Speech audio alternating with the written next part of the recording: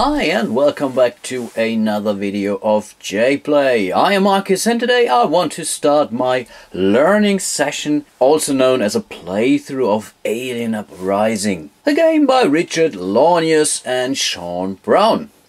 And here is what the game is all about. Captain's log entry 7790.2. We have crash landed on Tempus 3 due to an unexpected engine failure. The landing was rough, but through our pilot's considerable flying skills, we landed in one piece. There appears to be some damage to the ship's hull and electrical systems. My crew has suffered only minor wounds. Considering how bad the environment is, I expected things to be much worse. Our science officers has informed me that tension have been high with the Thothrans for quite some time now, and that the new mining explorations on Carnos 4 accidentally drilled into a Thothran hive nursery, driving things to a boiling point. The bugs will likely be hostile towards us given the situation on Carnos 4 and our sudden and unannounced arrival. I've given orders to activate the intergalactic distress beacon and to set up mobile defense shields. Long-range sensors show Southern scouts have already been spotted on one of the dune cliffs above the ship. The numbers will likely be multiplied very soon. We are sending an away team to investigate the crash site and assess the damages. With any luck, maybe our engineer can try to get the engines back online and get us off this rock. The situation does not look good, and I fear that we may all be veterans before this day is done, providing we live that long. J. Compt, Ship Captain. And if that all sounded like a cooperative game to you, you are probably right. Alien Uprising is a cooperative game in which players direct 3 to 5 crewmen of a crashed Lennox-class starship. And as this game is a cooperative game, of course you can also play it solitaire, which I will do today, or I will learn this game today, but you always have to have at least 3 crewmen, which you have to control then on your own basically. The game board represents the crash site on Tempus 3 with the ship basically here in the middle, and we have basically 2 ways to win this game. One is to repair the ship and lift up before we are being overrun by all the Thothran creatures here on Tempus 3. The second option to win this game is to hold the position until this rescue ship will make it all the way through the galaxy here to Tempus 3 in order to rescue us. As soon as this ship enters this rescued space, we've actually won this game.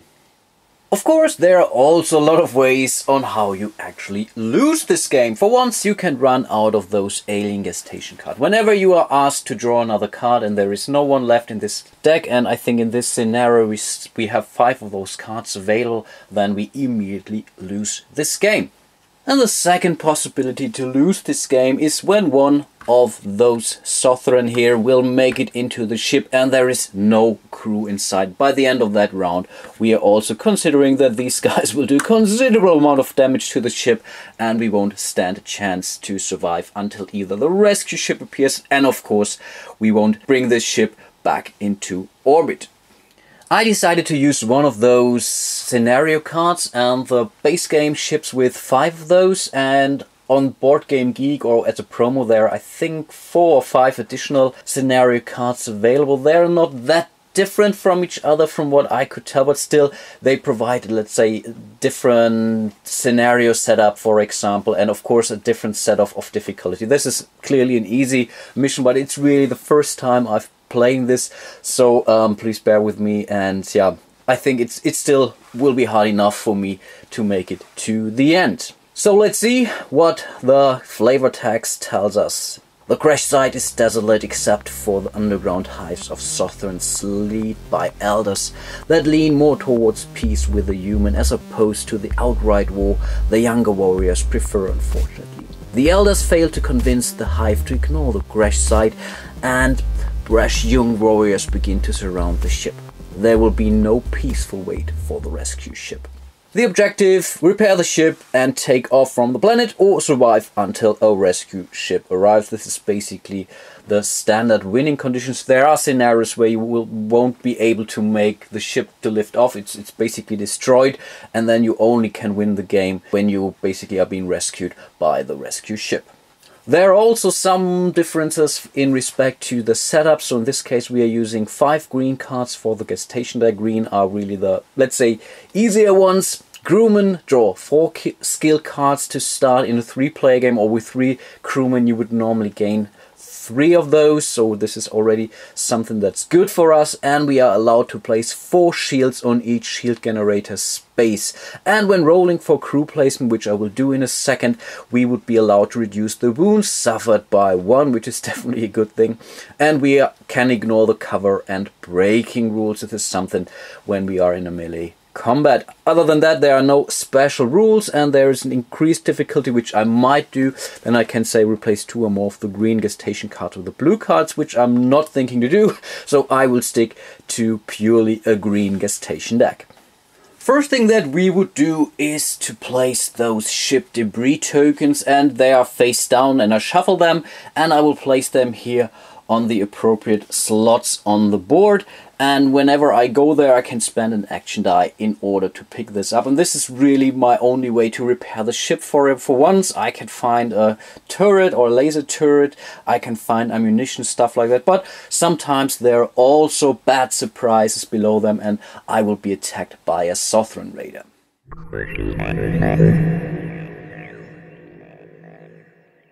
Next we will place 2 alien tokens on each of those sectors, and typically we are placing them here in Zone 3, though the area that's farthest away from the ship. There are tunnelers in this game who will show up in Zone 1 directly, so they basically went through the shield or below the shields and find a way there, but I'm really hoping not to deal with any of those too soon, to be honest. So let's start that by doing that in Sector 1 here.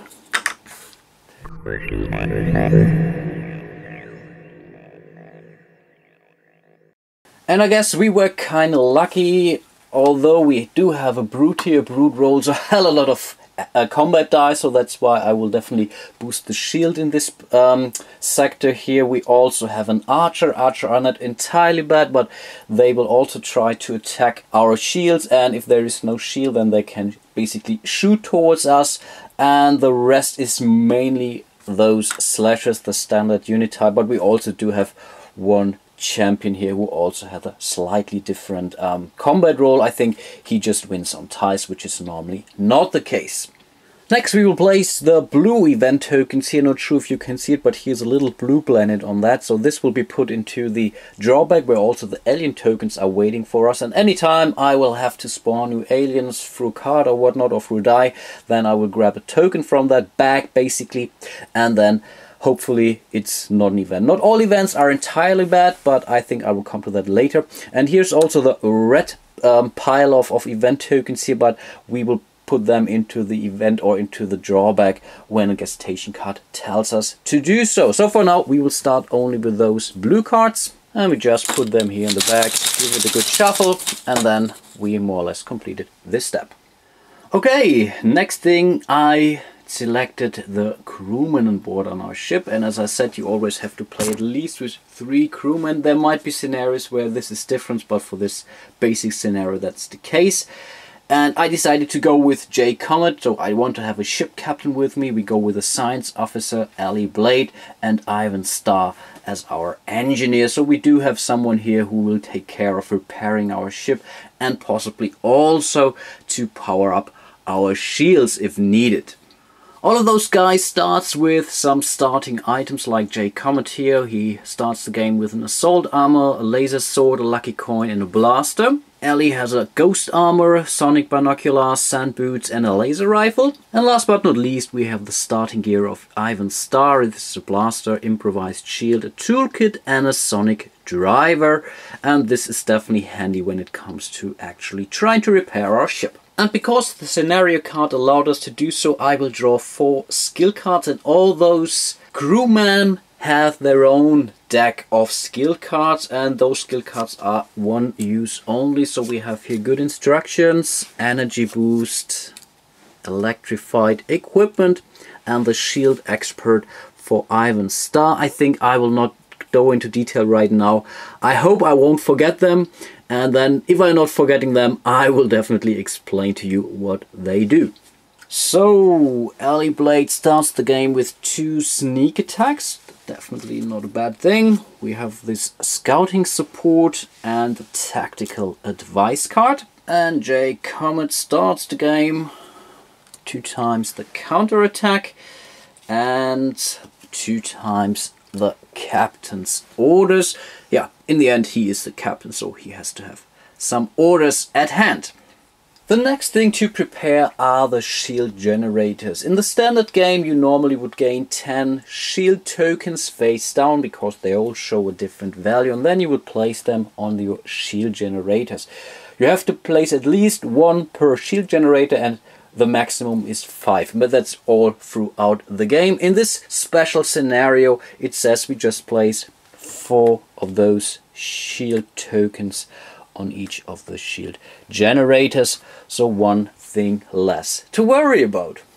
And as we crash landed on this site, some of our crew apparently might have dropped out of the ship, and that's where we start rolling a die. After all, it's a game where Richard Alonius has, or at least co-designed this game, so there will be a lot of dice rolling, of course, which is definitely not a bad thing. So let's start with Jake Comet.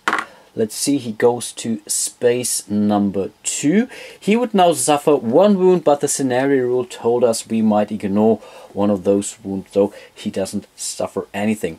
And one thing you already see here, I have not the cool individual miniatures for the characters and also no miniatures for the actual Sotheran here. I didn't back this game on Kickstarter, I just really bought it from a shop. Basically my friendly local game store, and so I'm missing those additional add-ons that has been provided through the campaign. Not sure if they were add-ons or if they were part of the stretch goal. I'm considering to get those, but first of all I want to give this game some sessions before I decide if I will invest a little bit more into that. For now it's really tough for me to see who is who. So of course if each player represents 1 character, then this player actually knows, okay, this is the purple guy, I'm Jake Comet, so I'm fine. But I decided to place this token below him. Not sure if I need the token for something else, but if I ever forget, I'm pretty sure that this figure belongs to Jake Comet.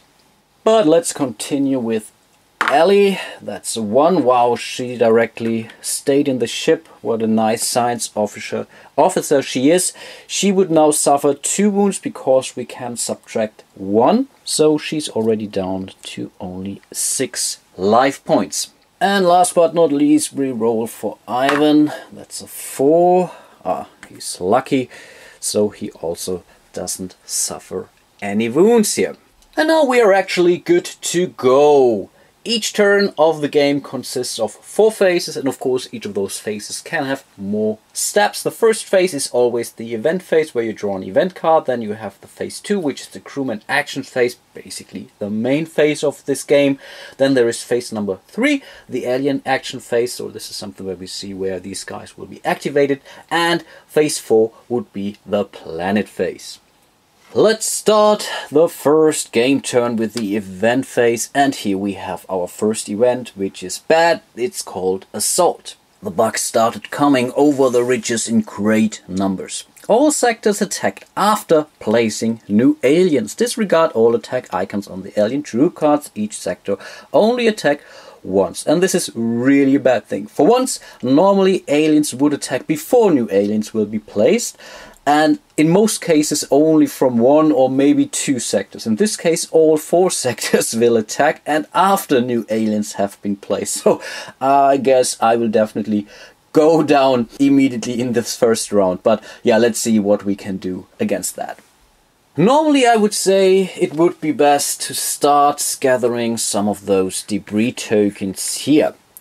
But as we are facing a massive assault in phase number 3, I'm not so sure if that's really a wise thing to do. I think we should really get rid of some of those Sotheran here around our crash site in order to make sure that we don't lose too many of those shield tokens. I think the shields will hold the first wave of attack, at least they should, but better safe than sorry, so I guess we will take care of some of those as soon as possible now.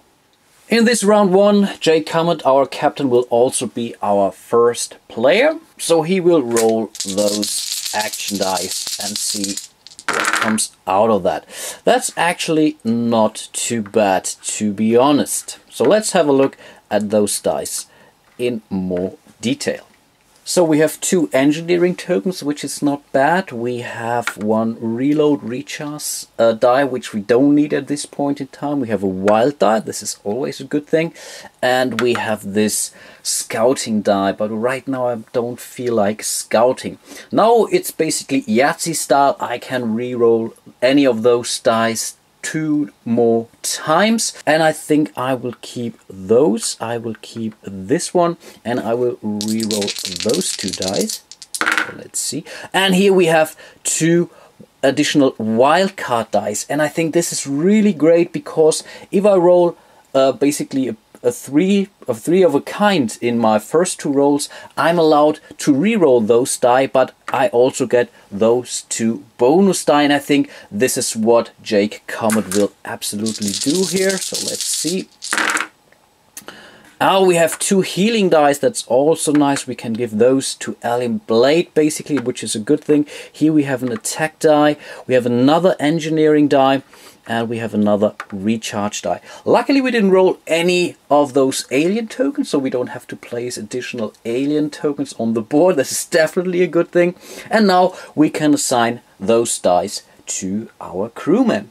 And you assign them basically 1 at a time. You always start from the first player and then go down to the next player. So it might be that some of those have more dice than the other, really depending on what you have actually rolled, how many players you have, and if the die showed an alien token. Alien token can still be used for movement at least, but nothing else unless you have a special ability.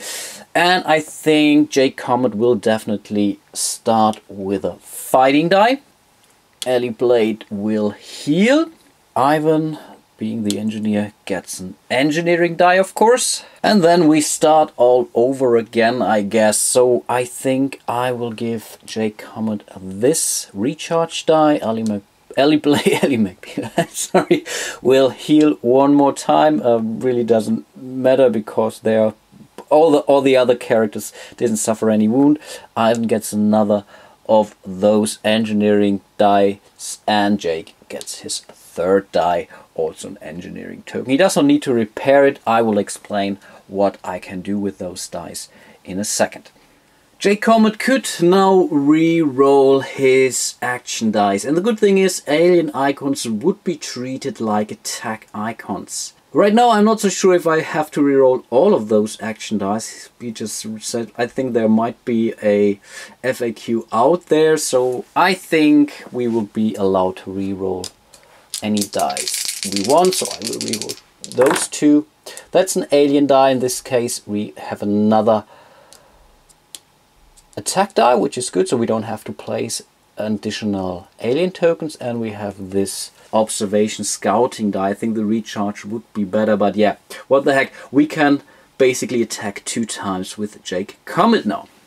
Most of the action dice you can only use for 1 single action, or sometimes even 2. So this is basically an attack icon. For once you can move with each of those action dice, and you can also move with an action die that shows an alien. Normally you're not allowed to leverage those for anything else, so they are basically wasted die. But as I said, you can move with it. That's definitely a good thing. So first of all, you could move, for example, and then you could trigger the associated action with that. You could also use any action die to pick up 1 of those debris token. Again, here we have an exception. You cannot use alien dice to basically treat them as a normal action die. Again, you can only use those for movement.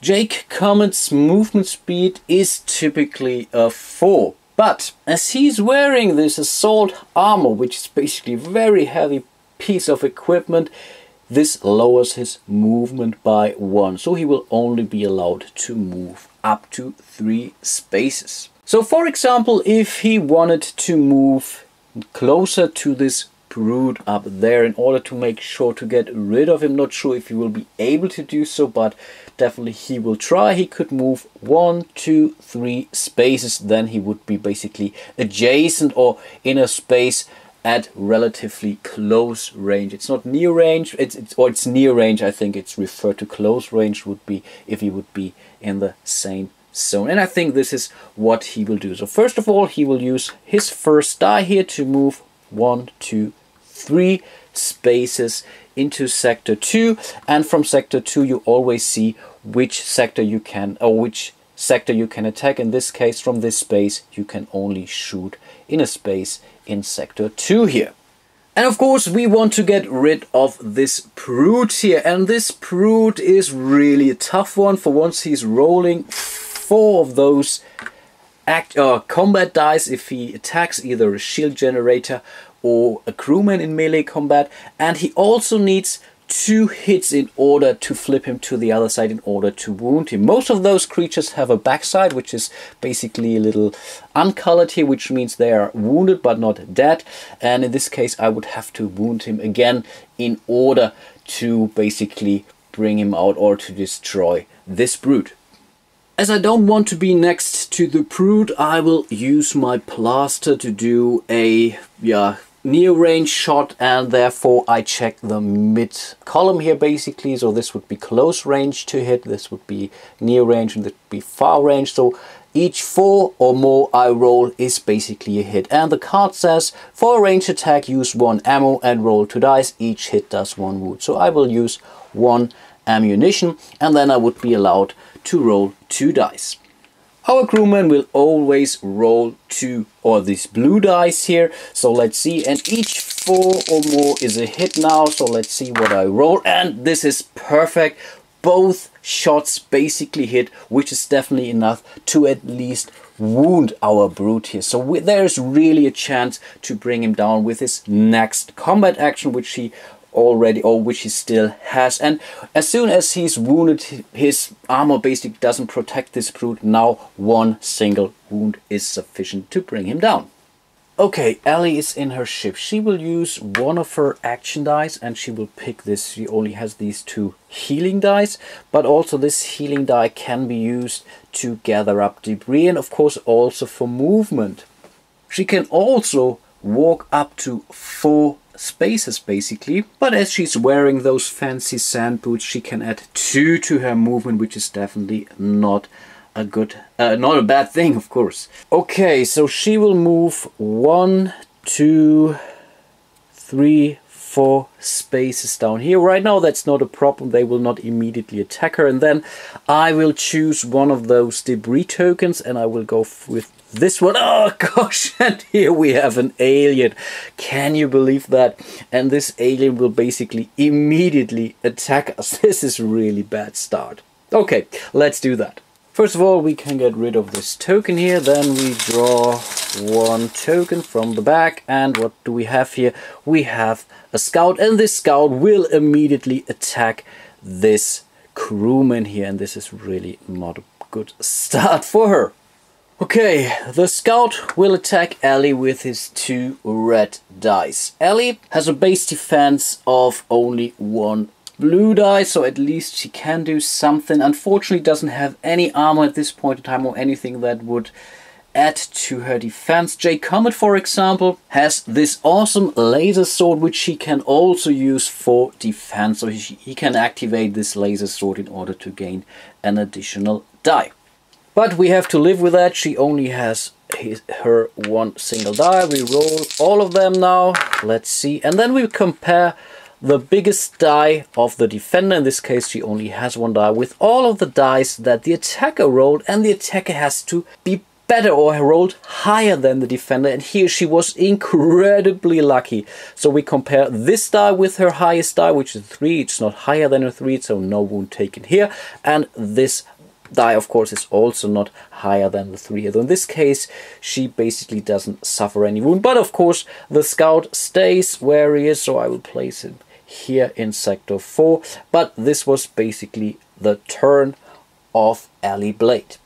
Okay, I guess I guess Ivan will also move here close to this debris token. It's really still important to gather those tokens because sometimes there are Southern raiders that do basically plunder those debris tokens and we don't know which one they stole from us, so this is really important. Okay, we will use our first die to move him 1, 2, 3 spaces here. Then we will use this actual action die to take this debris token. Here we found an energy crystal, which is definitely useful in order to power up our ship. So we will place this token here on the character board, and all of the characters are only allowed to draw one of those debris tokens here basically before we actually bring it back to the ship. Back to J Comet. He wants to get rid of this brute up there, so we'll use his alien die. He is allowed to use this as an attack icon. Again, he has to spend 1 energy from his blaster. And again, he's allowed to roll his 2 blue dice. We are looking for 1 4 here. And come on, can you believe that? That's really incredible. Let's see if we can do something about that. No. He cannot re-roll this die. Wow, this was really painful. No, I checked his status, so he didn't basically bring down this brute there. Oh man, this is really a problem. Okay, we cannot help it. It's a die after all, so we will take those things away. We can still move somewhere else, but I think I will stay where I am here and see what comes around. Ellie definitely has to leave this zone because we already know from our event card assault that all of these guys will attack, and first thing they will attack are those crewmen before they go to the actual shield. So I think we will use her second healing die basically to move her inside the shield. So this green line represents the shield here, and I think we will just move 1, 2, 3 spaces here. In this we already have some cover, which is definitely not a bad thing, and then we will use this healing die to give her back 2 life points. Ivan will use his last die to move back inside the shield. They can always move inside and outside the shield because they are wearing the security badge, and then he will use his engineering die to repair this shield. And I already told you there may be never more than 5 shield tokens on the same spot. Unfortunately, his special ability, the tinkering, allows him to automatically raise shields by 2 tokens each time to use an engineering action die to repair shields, but yeah, we have to basically waste one of those possible tokens. But still, it's his job to keep up the shield, so he will just place an additional token here on this shield, though there are now 5. We don't know how strong this shield is. They will vary, but we come to that basically in the next phase where those guys will actually hit us back.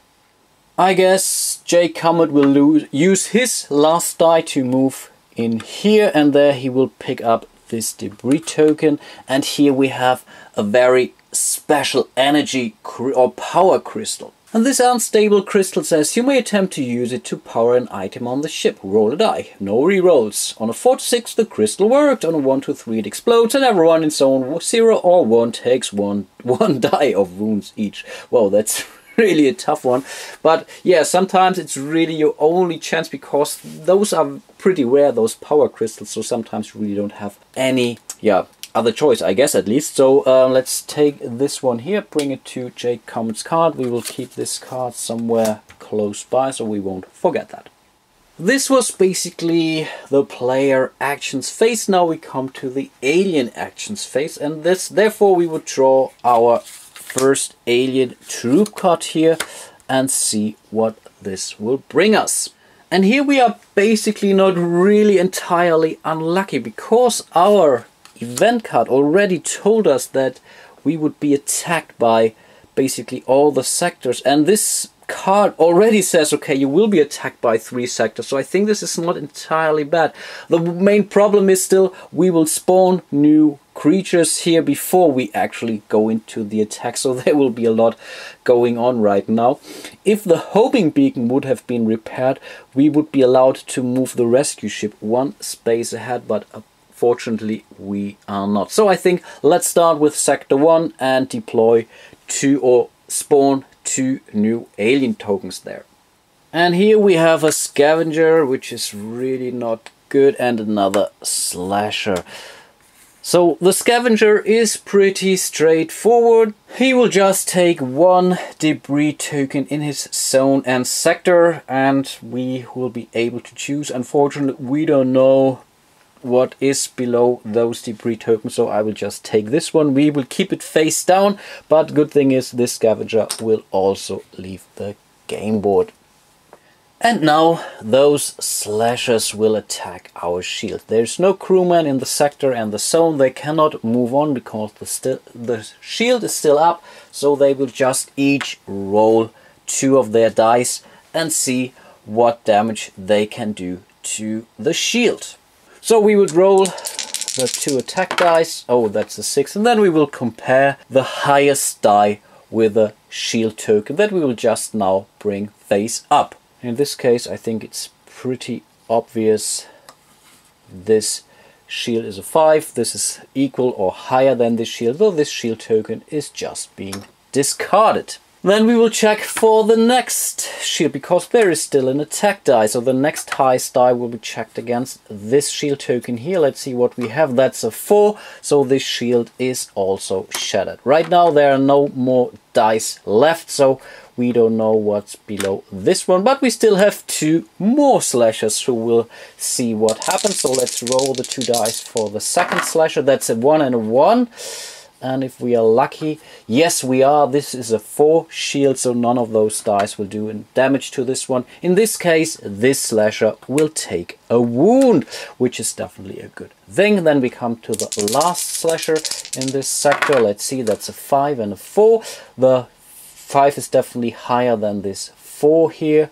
So let's see, then we compare the second highest die. This is a 4. So this shield is already down, so we would definitely have to take care of this shield during our next activation. This is really important. Luckily, this guy doesn't have any more dice left, so he will stay where he is.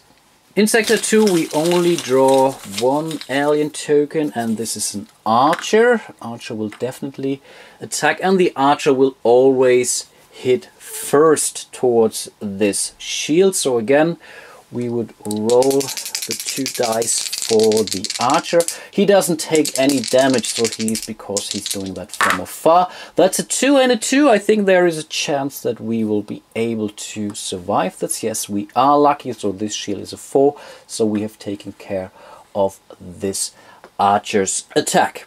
Next, the brute will attack with 4 dice, so he can really do some serious damage now.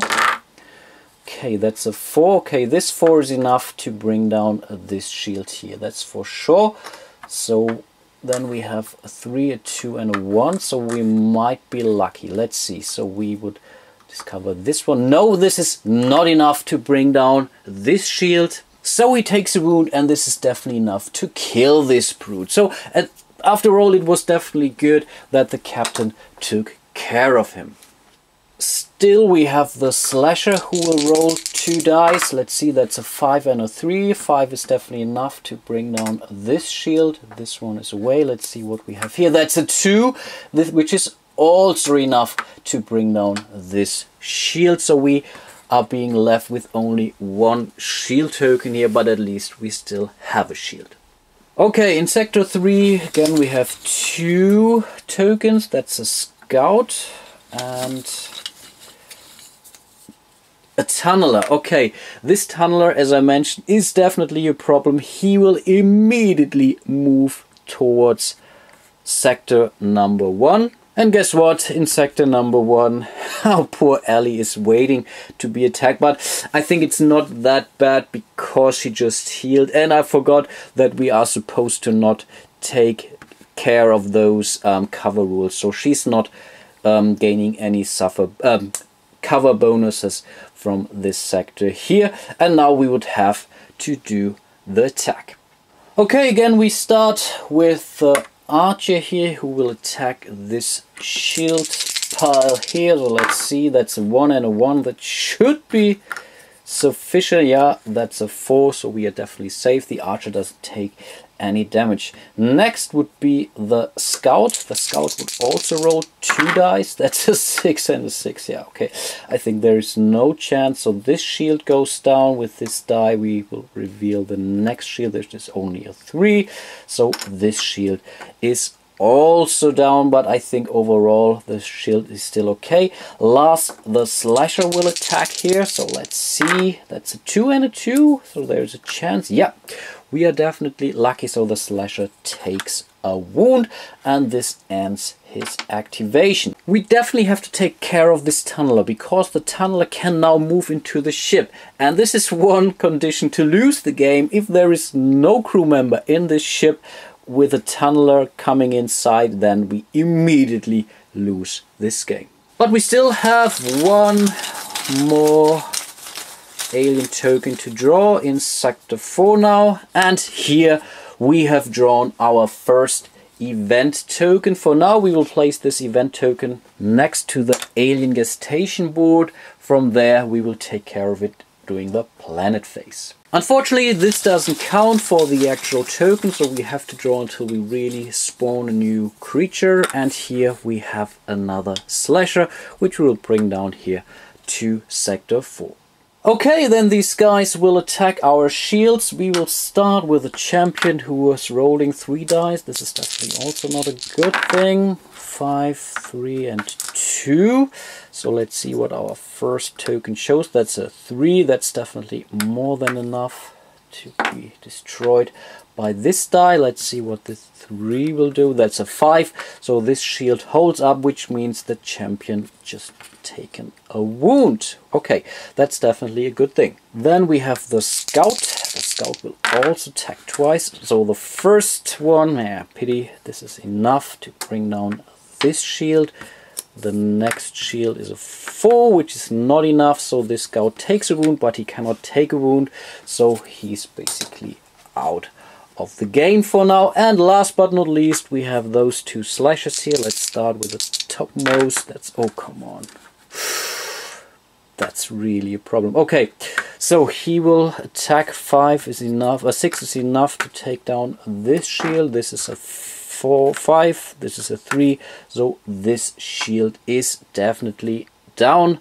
So we have taken care of this slasher, and now we have a new situation because we still have a full activation for this slasher here. There is no shield token, so basically he will move up 1 zone in this sector and would theoretically attack again. Luckily there is no one in his sector and zone, so he doesn't do any harm, but still he has made it to the through the shield. So even though if we would bring up the shield, this slasher is still within the boundaries here. This is definitely something we have to take care of.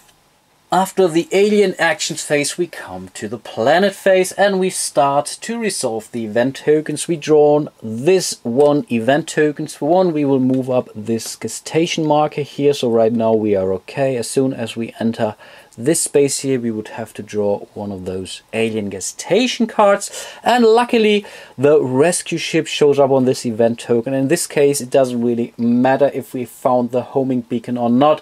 We would be allowed to move up this rescue ship 1 space ahead. Then we would check for any alien gestations and whatnot, but this is definitely not going to happen. Then we would move the first player token to the next player. Theoretically, Ghost would reappear, so if she would be using her Ghost armor in the last turn, now she would be visible again. And I think I will definitely try to use this armor because it can really help us to attack this tunneler here possibly. And this was basically the very first turn of Alien Uprising. I'm pretty surprised that this game seems to be pretty slick, so I hope I haven't forgotten any special rules. Certainly I will definitely forget some of those special abilities from time to time, so please be nice and be kind. It's a Lornius game after all, and they tend to be relatively complex in some of the detailed rules, but which is definitely something I enjoy a lot, and which is why I keep buying his stuff basically. Hope to see you soon in my next episode of my playthrough or learning session of Alien Uprising, and Until then, bye bye!